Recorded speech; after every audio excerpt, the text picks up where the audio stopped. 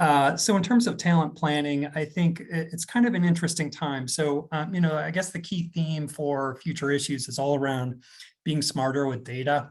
Talent planning is one of those areas that has kind of multiple meanings. And if you take it at its face, sometimes it can be a little too squishy, esoteric around just, what's our strategy, who do we need, and how do we plan for the future.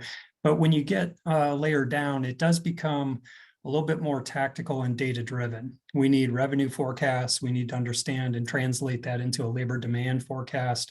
Then we need to understand our talent supply and evaluate the gaps and mismatches, understand if we're in a shortage or surplus situation, things like that. All of that requires a lot of data from a lot of different data sources.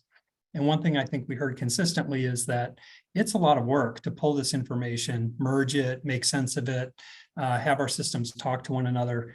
And I don't think companies have quite figured out yet what's the right approach, because it's hard. We pull our information from different sources. The systems aren't connected to one another. We're on different time cycles and how we collect and disseminate the information. So it is a challenge, but I think one of the things coming forward out of this is, how do we dedicate resources to pulling the data that we need? It's an important process. If we don't do it well, we end up in these situations where, with mass layoffs or severe shortages and, kind of missing out on business opportunities. So I think everyone agreed that it's important to do talent planning. I think where there's divergence is how do you do it and how do you pull the different data sources together in a way that makes sense and provide some information that's more real time and, helpful to your overall purpose.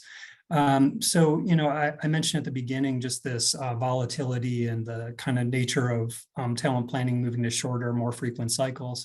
The flip side of that is I think the data availability is also increasing. We have more sources on talent supply than we've ever had before. A lot of companies talked about partnering with third parties or finding the information on their own about where these skills sit, and not just broadly, oh, I'm looking for software engineers in Silicon Valley. No, I know how many are coming out of what schools and what parts of the world in a given year, right? And that's information we may not have had in years past. So the counterpoint to this volatility is that we actually have more data and it's a little bit more real time than we've had in the past. So the ongoing challenge will be how do we pull it together? How do we make sense of it and leverage it in ways that help us make decisions? So I think that's kind of one of the key future points in all of this is being smarter with data, linking from different sources, knowing what's useful information and what's not, and being able to tell the difference. And like I mentioned at the outset, just partnering with the different constituent groups that own different pieces of this becomes really important. So those would be some of the future trends that I'd say for talent planning.